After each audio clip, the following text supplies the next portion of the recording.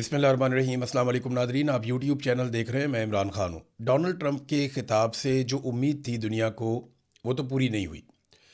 यानी बहुत सारे सवालात जो डोनाल्ड ट्रंप के खिताब से पहले मौजूद थे वो अब भी मौजूद हैं।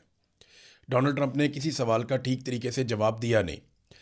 और डोनाल्ड ट्रंप की बातों से ऐसा लगता था कि वो जीत का ऐलान करके, जीत की फतह मना के, फेस सेविंग के साथ इस जंग से फ़ौरन निकलना चाहता है। लेकिन अगर उसे इस जंग से ना निकलने दिया गया तो वो इस जंग को बढ़ा के बहुत खौफनाक लेवल तक भी ले जा सकता है। सारे रास्ते डोनाल्ड ट्रंप ने खुले हुए थे। और जो कल के दिन में दावे किए गए ईरान की जानिब से कि उन्होंने अमरीकी फ़ौजियों को नुकसान पहुंचाया और वहाँ पे अमरीकी फ़ौजी कत्ल हुए हैं, इसके बाद तो डोनाल्ड ट्रंप के लिए मुश्किलात मज़ीद बढ़ जाएंगी। जितना ज़्यादा उनका फ़ौजी और माली नुकसान होता जाएगा, उनके लिए मुश्किलात बढ़ती चली जाएंगी और जंग से निकलना डोनाल्ड ट्रंप के लिए और अमेरिका के लिए मुश्किल होता चला जाएगा। पेंटागन इतनी बड़ी बेइज्जती के साथ कैसे सरवाइव करेगा, ये भी एक बड़ा सवाल है। देखिए, जो धमकी डोनाल्ड ट्रंप ने लगाई ना, मैं पहले एग्जैक्टली आपको वो धमकी पढ़ के सुनाता हूं कि किन अल्फाज में डोनाल्ड ट्रंप ने क्या धमकी लगाई। इस धमकी को पूरी दुनिया ने उठाया हुआ है। डोनाल्ड ट्रंप के ऊपर टका के तनकीद हो रही है। इसको एक शैतानी धमकी करार दिया जा रहा है। इसको एक जालिमाना इक़दाम से जोड़ा जा रहा है। डोनाल्ड ट्रंप ने कहा कि we are going to hit them extremely hard over the next 2-3 weeks, कि अगले 2-3 हफ्तों में हम उन्हें बहुत शदीद हमलों में मुब्तला करने वाले हैं, या हम उन्हें बहुत बुरी तरह मारने वाले हैं अगले 2-3 हफ्तों में। We are going to bring them back to the stone ages where they belong. हम उन्हें पत्थर के ज़माने में वापस धकेलने वाले हैं, जहाँ से वो ताल्लुक़ रखते हैं या जिस दौर से उनका ताल्लुक़ है। इसके अंदर ना दो चीज़ें हैं इस बयान में। एक तो पत्थर के ज़माने में धकेल देने का मतलब यह है कि हर चीज़ तबाह कर देंगे, कोई तरक्की के नाम पे चीज़ बाकी नहीं बचेगी, तमाम इंफ्रास्ट्रक्चर को बर्बाद कर देंगे और पत्थर के ज़माने में धकेल देंगे। यानी बिजली नहीं है, पीने का साफ़ पानी नहीं है, और ज़रूरियात ज़िंदगी नहीं है, तालीम और शऊर नहीं है। यानी उन्हें पत्थर के ज़माने में पीछे धकेल दिया जाएगा। इतना मारेंगे कि हर चीज़ बर्बाद कर देंगे। जैसे तोरा बोरा में अमेरिका ने बमबारी की थी, कारपेट बमबारी। हर कारपेट बमबारी का मतलब ये है जैसे कारपेट बिछता ना, ऐसी बमबारी होती है, हर जगह पे बम गिरते हैं। तो क्या अमेरिकन कौम इतनी बड़ी कॉस्ट उठा सकती है वॉर की? ईरान का बहुत बड़ा रकबा है, बहुत बड़ा मुल्क है। या कहीं कोई एटमी हमला तो प्लान नहीं हो रहा, जैसा कि अक़वाम मुत्तहिदा के अंदर इसकी एक्सरसाइज हो रही थी कि in case of any atomic attack on Iran, अक़वाम मुत्तहिदा को क्या कुछ करना होगा। मोहम्मद सफ़ा ने इसीलिए वहाँ से रिज़ाइन भी किया ना। अक़वाम मुत्तहिदा के एक सफ़ीर ने रिज़ाइन कर दिया, ये कहते हुए कि मैं इसका हिस्सा नहीं बन सकता और दुनिया को इसे रोकना चाहिए। अब एक तो उन्होंने कहा जी कि स्टोन एज में, पत्थर के ज़माने में वापस धकेल देंगे ईरान को, और दूसरा डोनाल्ड ट्रंप ने कहा कि जहाँ से उनका ताल्लुक़ है। यानी ये ईरानी कौम की तज़हीक है कि ये पत्थर के ज़माने के ही लोग हैं। ये एक अमेरिका ने ना वक्त के साथ साथ ये चीज़ बहुत दफ़ा की है कि वो दुनिया की बाकी कौमों को अपने से कमतर समझते हैं, और इस वजह से अब उनको बहुत सारे मसाइल फेस करने पड़ रहे हैं। ईरान की जो तारीख़ है वो हज़ारों साल पुरानी है, अमेरिका की 250 साल की तारीख़ है। तो ना इससे बहुत फ़र्क पड़ता है। ईरानियों को अपनी तारीख़ के ऊपर एक फ़ख्र है और वो हार नहीं मानेंगे इस लड़ाई के अंदर। ये बात अमेरिकन को लड़ाई से पहले सोचनी चाहिए थी। यही पत्थर के ज़माने में धकेलने की धमकी जब पाकिस्तान को दी गई थी तो जनरल मुशर्रफ की टांगें कांप गई थी। जब पाकिस्तानी फ़ौज को, जनरल मुशर्रफ को रिचर्ड आर्मिटेज ने 9/11 के बाद पत्थर के ज़माने में धकेलने की धमकी दी, तो उस वक्त कमांडो जर्नैल परवेज़ मुशर्रफ चारों शाने चित हो गए थे और उन्होंने अमेरिका के लिए हर वो सहूलतकारी की जो अमेरिका को दरकार थी। नेटो रूट खोल दिए, उन्हें मिलिट्री बेसिस दे दी, हवाई अड्डे दे दिए। पाकिस्तान के अंदर जो है होटलों के अंदर अमरीकी फ़ौजी रहते थे। ब्लैक वाटर्स पाकिस्तान में आ गई। पाकिस्तानी होटलों के पूरे पूरे फ्लोर उन्होंने बुक किए और वहाँ सिस्टम लगा के वो पूरे खित्ते के अंदर अपनी कार्रवाइयाँ करते थे। ये परवेज़ मुशर्रफ ने बहुत सहूलतकारी की। ये तो इमरान खान ने बाद में मुखालफत की और शोर मचाया और ड्रोन हमले रुकवाए, तो तब जाके चीज़ें नॉर्मलाइज हुई बड़ी मुश्किल से पाकिस्तान में। वरना इसी पत्थर के ज़माने में धकेलने की रिचर्ड आर्मिटेज की धमकी ने उस वक्त के पाकिस्तान के मिलिट्री चीफ और सदर भी था परवेज़ मुशर्रफ, उसको चारों शाने चित कर दिया था। अब नाज़रीन, अमरीकी वज़ीर दिफा ने सिर्फ एक ही जुमला लिखा है और वो जुमला है back to the stone age, कि वापस पत्थर के ज़माने में।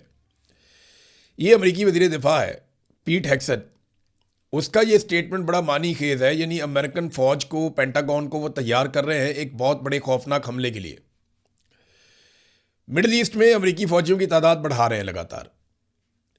एक तरफ अमेरिका जंगबंदी चाहता है, लेकिन उसके लिए शर्त यह है कि आबना हुर्मुज़ खुल जाए, ईरान शिकस्त तस्लीम कर ले, अमेरिका को फेस सेविंग मिल जाए, जंगबंदी हो जाए। और अगर ये सारा कुछ नहीं होता तो फिर अमेरिका क्या करेगा? उसके लिए वो कह रहे जी हम एक बहुत बड़ा अटैक करने जा रहे हैं। डोनाल्ड ट्रंप के इस बयान ने किया क्या? देखिए, एक तो इस बयान में बहुत सारे इबहाम हैं, बहुत सारे सवाल जिनके जवाब चाहिए थे वो जवाब नहीं मिले। सबसे इंपॉर्टेंट सवाल ये है कि नेतन्याहू और अमेरिका क्या आज भी उसी तरह एक पेज पे हैं? लेकिन डोनाल्ड ट्रंप के साथ तो अमेरिका के मामलात हैं, लेकिन नेतन्याहू के बारे में अमेरिका बार बार कहता है कि इस आदमी की गलत असेसमेंट और इसके अंदाजों की वजह से अमेरिका इस लड़ाई में फंस गया। दूसरा ये है कि अमेरिका ने दावा किया था कि हज़ारों टन मलबे के नीचे ज़ेरे ज़मीन गुज़िश्ता साल होने वाली 12 दिन की लड़ाई में जो यूरेनियम है ईरान की, वो नीचे ज़मीन में धंस गई है। तो उसको कैसे निकालना है? अब वो यूरेनियम ईरान कैसे अमेरिका के हवाले कर सकता है, इसके ऊपर ट्रंप ने कोई बात नहीं की। जंगबंदी कैसे होगी, कब होगी, इस पर कोई बात नहीं की। आबना हुर्मुज़ डोनाल्ड ट्रंप कहता है खुल जाएगी, लेकिन कैसे खुलेगी, कौन खुलवाएगा, इसके ऊपर कोई बात नहीं की। और नेटो के हवाले से डोनाल्ड ट्रंप ने धमकियां तो बहुत दी हैं, लेकिन उसके ऊपर भी कोई बात नहीं की। तो डोनाल्ड ट्रंप का खिताब ओवरऑल कैसा था, इसका इंपैक्ट क्या है? एक तो लोग बहुत बुरा भला कह रहे हैं, लेकिन मार्केट के ऊपर इसके जो असरात पड़े हैं वो मैं आपको बता देता हूं। शायद ट्रंप को और ट्रंप की जो बिजनेस फैमिली है उनको इससे खेलना आ गया कि एक स्टेटमेंट दो तो बिल्कुल मार्केट डाउन हो जाती है, उस वक्त परचेजिंग करो। दूसरा स्टेटमेंट दो तो मार्केट ऊपर आ जाती है, उस वक्त सेलिंग करो। तो बहुत सारा माफिया इसमें पैसा भी बना रहा होगा। डेफिनेटली जंग एक मुनाफा बख्श कारोबार होता है, इसमें बहुत पैसा बनता है। आप जंग का खौफ मुसल्लत कर दें, ज़मीनें सस्ती हो जाती हैं, मार्केट के अंदर शेयर्स गिर जाते हैं कंपनियों के, उस वक्त आप खरीद लें। जैसे ही आप जंग के बादल छांट देते हैं, आप कहते हैं जंग खत्म हो गई, तो साथ ही मार्केट ऊपर जाती है, उस वक्त आप बेच दें। और ये काम अगर आप बार बार करें तो एक महीने में आप अपनी दौलत को दुगना कर सकते हैं, या शायद उससे भी ज़्यादा। तो ये जनाब मार्केट के साथ क्या हुआ ये मैं आपको थोड़ा सा बता देता हूँ। पेट्रोलियम मसनूआत की कीमतें जो 2.5-3% नीचे आई थी गुज़िश्ता 1-2 दिनों में, इस उम्मीद के साथ कि शायद अब जंगबंदी होने जा रही है। डोनाल्ड ट्रंप के कुछ नरम स्टेटमेंट्स आए थे, वो डोनाल्ड ट्रंप के इस 25 मिनट के खिताब के फ़ौरन बाद 7% मज़ीद बढ़ गई हैं। लेकिन इंटरेस्टिंगली अभी भी इमरान खान साहब के दौरे हुकूमत में जो महंगाई थी आलमी मंडी में पेट्रोलियम मसनूआत की, वो वहाँ तक नहीं पहुँची। यानी इमरान खान साहब ने 150 रुपये पर लीटर पेट्रोल बेचा और आलमी मंडी में कीमत आज से ज़्यादा थी। मौजूदा हुकूमत 325 रुपये लीटर पेट्रोल और इससे ज़्यादा महंगा डीजल बेच रही है, और आलमी मंडी में कीमत इमरान खान के दौर से कम है। बस ये बात आपने ध्यान में रखनी है, बाकी सब कहानी है। अब नाज़रीन, डोनाल्ड ट्रंप ने जो खिताब किया इस 25 मिनट के बीच में 500 अरब डॉलर से ज़्यादा मार्केट में गिरावट आई है, ये नुकसान हुआ और स्टॉक मार्केट फौरी तौर पे गिर गई। आलमी मंडी में तेल की कीमत लगभग 7% तक बढ़ गई।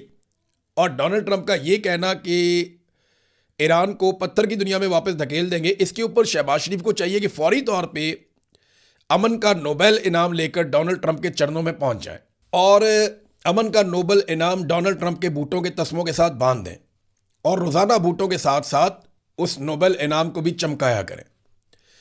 यानी हद हो गई है। नेतन्याहू और शहबाज शरीफ दोनों एक पेज पे हैं कि डोनाल्ड ट्रंप को हर हाल में अमन का नोबेल इनाम दिलवाना ही दिलवाना है। अभी तक शहबाज शरीफ को इस बात की समझ नहीं आई कि अमन के नोबेल इनाम की जो नामजदगी की गई है डोनाल्ड ट्रंप की, उसको वापस ले लेना चाहिए। कोई भी गैरतमंद शख्स होगा, कोई भी आदमी जो इंसानियत को ज़रा सा भी समझता होगा, वो ये करेगा। लेकिन शहबाज शरीफ ने कसम खाई है कि इमरान खान ने कहा था ना अर्दली है, तो शहबाज शरीफ उससे आगे बढ़ ही नहीं पा रहे। वो ऐसा नहीं करेंगे, कर भी नहीं पा रहे। नाज़रीन, जिस वक्त ट्रंप अपनी तकरीर में ये दावा कर रहा था कि हमने ईरान को मुकम्मल तौर पे तबाह कर दिया है, उसकी मिलिट्री लीडरशिप फारग हो गई है, उसकी फ़ौजी ताकत ख़त्म हो गई है, वो मिसाइल नहीं चला सकता, उसकी एयरफोर्स ख़त्म हो गई है, उसका फ़िज़ाई दिफाई निज़ाम रेडार सब ख़त्म हो गया है, तो उस वक्त जैसे ही तकरीर ख़त्म हुई तो ईरानी बटन पे उंगलियां रख के बैठे हुए थे। यानी ऐसा लगता है कि ईरानी उंगलियां ट्रिगर के ऊपर रख के बैठे हुए थे और इंतज़ार कर रहे थे कि डोनाल्ड ट्रंप क्या ऐलान करता है। अगर वो ऐलान करता है जंगबंदी का, अमन का, तो उसका रद्दअमल अलग होता। लेकिन जैसे ही डोनाल्ड ट्रंप ने धमकी दी पत्थर के ज़माने में धकेलने की, तो ईरान ने एक ज़्यादा भरपूर और बरबूत हमला किया इसराइल और अमेरिकी अड्डों के ऊपर। ये अल जज़ीरा इंग्लिश ने रिपोर्ट किया है। इस रिपोर्ट के मुताबिक जैसे ही डोनाल्ड ट्रंप ने ये दावे किए कि ईरान की हमले करने की कैपेसिटी ख़त्म हो गई है, फ़ौजी नुक्ता नज़र से ईरान तबाह हो गया है, एन उस तकरीर के बाद ईरान ने एक बहुत भरपूर हमला किया जो पहले वाले हमलों से ज़्यादा शदीद था और ज़्यादा ताकतवर था, अमरीकी अड्डों पे और इसराइली शहरों पे। तो ये हमले करके ईरान ने पैगाम दिया है कि वो भी सरेंडर नहीं करेगा, वो लड़ना चाहता है। यहाँ चाइना का स्टेटमेंट बड़ा इंपॉर्टेंट है। चाइना ने बयान जारी किया कि आबना हुर्मुज़ की बंदिश की वजह यह नहीं है कि ईरान जिम्मेदार है। उन्होंने कहा कि आबना हुर्मुज़ की बंदिश की वजह गैर कानूनी फौजी ऑपरेशन है जो किया जा रहा है ईरान के ऊपर। बड़ा कैटेगोरिकल स्टेटमेंट है। मैक्रोन के साथ कितनी बदतमीजी की डोनाल्ड ट्रंप ने, MBS के साथ भी की। देखें, मोहम्मद बिन सलमान ने तो जवाब नहीं दिया, लेकिन मैक्रोन फ्रांसीसी सदर, उसने जवाब दिया। जब आप अवामी नुमाइंदा होते हैं और आप वोट लेकर आते हैं ना, तो फिर आपकी बहादुरी किसी और तरह की होती है। जब आप बादशाह होते हैं तो आपको चीज़ें और तरह मैनेज करने की आदत होती है। तो सऊदीज़ जो हैं वो बदला लेते ज़रूर हैं, ऐसा नहीं है कि वो नहीं लेते, लेकिन वो अपने टाइम पे बदला लेते हैं और वो बहुत इंतज़ार करते हैं, बदला छोड़ते नहीं हैं। तो मोहम्मद बिन सलमान का कोई स्टेटमेंट नहीं आया, लेकिन मैक्रोन का स्टेटमेंट आया है। उसने कहा जी ईरानी न्यूक्लियर का जो हल है वो जंग तो है ही नहीं, यानी लड़ाई के ज़रिए से आप ये न्यूक्लियर वाला मसला ईरान का आप हल नहीं कर सकते, नंबर 1। नंबर 2, उन्होंने कहा कि ना ही ताकत के इस्तेमाल से आबना हुर्मुज़ को खुलवाया जा सकता है। साफ कह दिया उसने कि आप ताकत का इस्तेमाल करके आबना हुर्मुज़ को नहीं खुलवा सकते, ये बिल्कुल गैर हकीकी है। और वो जो बीवी ने हमला किया मैक्रोन के ऊपर, डोनाल्ड ट्रंप ने कहा उसकी बीवी उसको मारती है, उसके चेहरे का भी इलाज चल रहा है, उसके साथ बहुत बुरा होता है, तो उसके ऊपर भी मैक्रोन ने जवाब दिया। जब पूछा गया मैक्रोन से, तो उसने जो रिस्पांस किया, उसने कहा कि ट्रंप बहुत ज़्यादा बोलता है और उसके जो रिमार्क्स होते हैं वो ना तो एलिगेंट होते हैं और ना उसके स्टैंडर्ड के मुताबिक होते हैं। यानी डोनाल्ड ट्रंप को बहुत ज़्यादा बोलने की आदत है, लेकिन वो अपने रुतबे और मेयार का एहसास भी नहीं करता जब वो बोलता है, और उसके अल्फाज के अंदर कोई डिसेंसी भी नहीं है। और मैक्रोन ने ये बताया कि डोनाल्ड ट्रंप के मैनर्स अच्छे नहीं हैं। अब जो मैरियो नोफेल है, एक सीनियर जर्नलिस्ट हैं, उन्होंने कहा जी फ्रांस के अंदर ना इस किस्म की बात को एक ऐलान जंग के तौर पे देखा जाता है। तो फ्रांस भी शदीद अब नाराज़ रहेगा अमेरिका के साथ। अमेरिका एक एक करके अपने इत्तेहादी खोता चला जा रहा है। बहरहाल मैक्रोन का जवाब आ गया, उसने कहा जी ये बहुत ज़्यादा बोलता है, इसको बोलने की आदत है, इसको पता ही नहीं है बात कैसे करनी है, जिस मरतबे पे ये बैठा हुआ है इसको इसका एहसास ही नहीं है, ना ये इस मेयार पे पूरा उतरता है, तो इसको मैनर्स आने चाहिए। इस किस्म की बात जो है वो मैक्रोन ने जवाब दिया। नाज़रीन, अरब ममालिक इस मामले पे तकसीम हो गए। अरब ममालिक को अगर आप देखें तो सऊदी अरब एक तरह से अब खामोश है, वो लीड नहीं कर पा रहा। अगर सऊदी अरब लीड करता तो अरब ममालिक इकट्ठे हो जाते। तो सऊदी अरब ना तो इस लड़ाई में उतरना चाहता है और ना इस लड़ाई से मुकम्मल तौर पे इनकार कर रहा है, ना इसकी मुखालफत कर रहा है, ना पूरी तरह से इसकी हमायत में मैदान में उतर रहा है। तो सऊदी अरब की जो एक कन्फ्यूज्ड पॉलिसी है, देखिए वो अपनी तरफ से क्लियर है, उनको पता है कि अमेरिका और इसराइल को फौरी तौर पे ईरान को तबाह कर देना चाहिए, वो ये चाहते हैं। लेकिन वो ये नहीं चाहते कि वो इस लड़ाई में खुद उतरें, क्योंकि इसके नतीजे में उनकी अपनी तबाही भी होगी, उससे वो गुरेज करना चाहते हैं। वो ये चाहते हैं हमने जिनको पैसा दिया वो हमारी लड़ाई लड़ें और लड़ाई लड़के आके हमें बता दें जनाब हमने ये कर दिया, हमें ना लड़ना पड़े, वरना ईरान वापस हमारे ऊपर भी अटैक करेगा।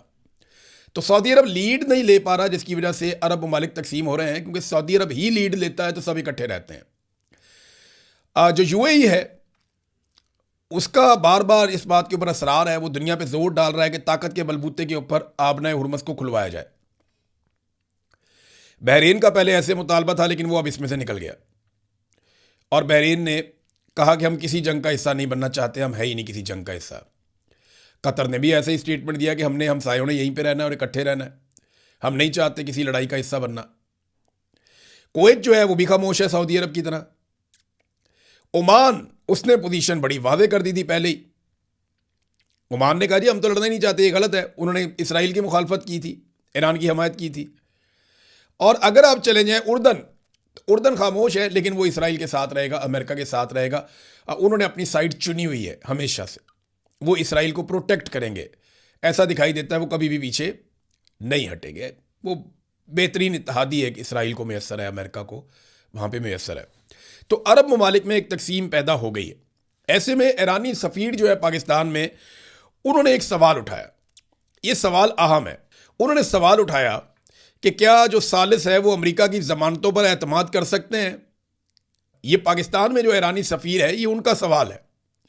जब उनसे सवाल किया गया मुज़ाकरात की ख्वाहिश पे, तो सादी बात यह थी कि अमेरिका के ऊपर एतबार कौन करे। हम तो नहीं करते, ईरान तो एतबार नहीं करता अमेरिका पे, लेकिन जो सालिस है यानी पाकिस्तान या तुर्की या मिस्र या बाकी जो ममालिक हैं, वो अमेरिका की इस बात पे यकीन दहानी पे मुतमईन हो जाएंगे कि दोबारा ईरान के ऊपर अटैक नहीं आएगा, या अमेरिका जो कहेगा उसके ऊपर बिलीव करेंगे। क्योंकि अमेरिका ने धोखे दिए हैं, वादे तोड़े हैं, दुनिया में बहुत सारी ऐसी बातें और चीज़ें की हैं जो रिकॉर्ड का हिस्सा है। तो उन पे एतबार कौन करेगा। 2 मरतबा मुज़ाकरात हो रहे थे, दोनों दफ़ा उन्होंने हमला कर दिया ईरान के ऊपर।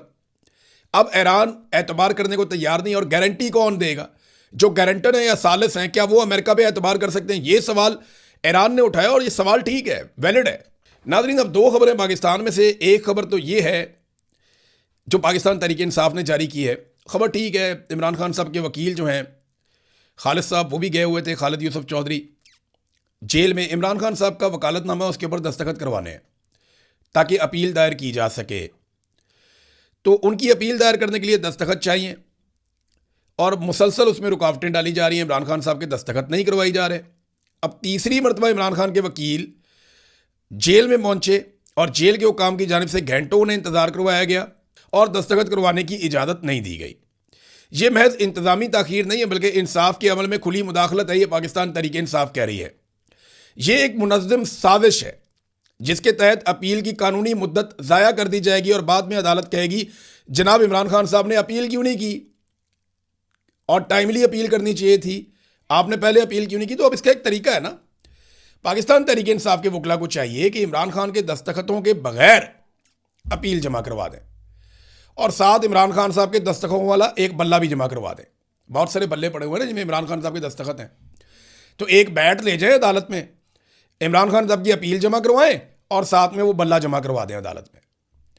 और जब पूछे रजिस्ट्रार या अदालत, तो वहाँ पे जाके कह दें जनाब दस्तखत वो करवाने ही नहीं दे रहे, हमारे पास तो ये उसका ऑटोग्राफ पड़ा हुआ है, हम लेकर आ गए, ताकि रिकॉर्ड का हिस्सा रहे और अदालत कल को ये ना कह सके कि जनाब आपने टाइम ज़ाया कर दिया है।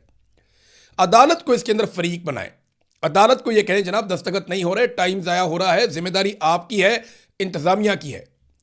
इसमें पाकिस्तान तहरीक इंसाफ, इमरान खान या उनके वकला का कोई कसूर नहीं है। टेक्निकली फंसाते हैं कि टाइम बार्ड कर दो, टाइम ज़ाया कर दो, बाद में अपील ही ना सुनो कि जनाब आप टाइमली क्यों नहीं आए, आपको उस वक्त याद क्यों नहीं आया। जैसा काजी फायदी सा कहता था ना,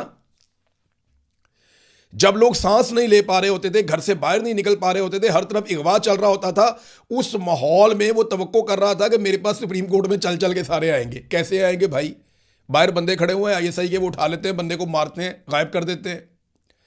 इस पे बात नहीं करता, कई महीनों के बाद कहता है जनाब आप पहले क्यों नहीं आए।